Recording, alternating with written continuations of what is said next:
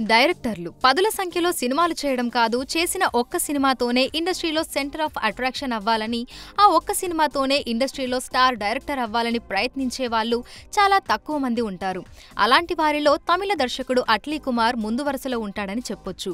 ఈ డైరెక్టర్ నుంచి వచ్చిన ఫస్ట్ మూవీ రాజారాణి ఎంత పెద్ద హిట్ అయిందో ప్రత్యేకంగా చెప్పాల్సిన పనిలేదు. ఈ మూవీ ఇప్పుడు కూడా యూట్యూబ్, ఓటీటీ ప్లాట్ఫామ్లలో చూసే వాళ్ళ సంఖ్య ఎక్కువే ఉంటుంది. అలాగే రీసెంట్ గా అట్లీ డైరెక్షన్ లో వచ్చిన జవాన్ మూవీ అయితే ఏకంగా 1000 కోట్ల మార్కును క్రాస్ చేసి దాదాపు 1200 కోట్ల వరకు కలెక్ట్ చేసి షారుఖ్ ఖాన్ కు ఓ భారీ బ్లాక్ బస్టర్ హిట్ ని ఇచ్చింది. అయితే ఈ డైరెక్టర్ ఇంట్లో ఓ స్టార్ హీరోయిన్ కనిపించడం ప్రస్తుతం సినిమా ఇండస్ట్రీలో చర్చనీయాంశంగా మారింది. నెట్టింట్లో దీనిపై తెగ చర్చ జరుగుతోంది.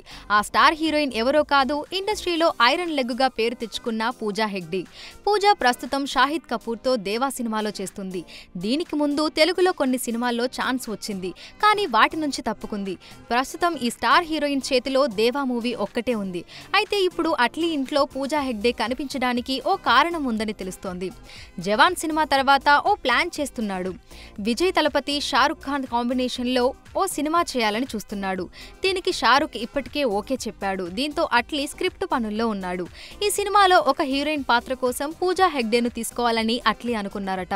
అందుకే పూజాకు ఈ సినిమా స్క్రిప్ట్ వినిపించడానికి తన ఇంటికి పిలిచారని టాక్ వస్తుంది. అయితే దీనిలో ఎంతవరకు నిజం ఉందో తెలీదు.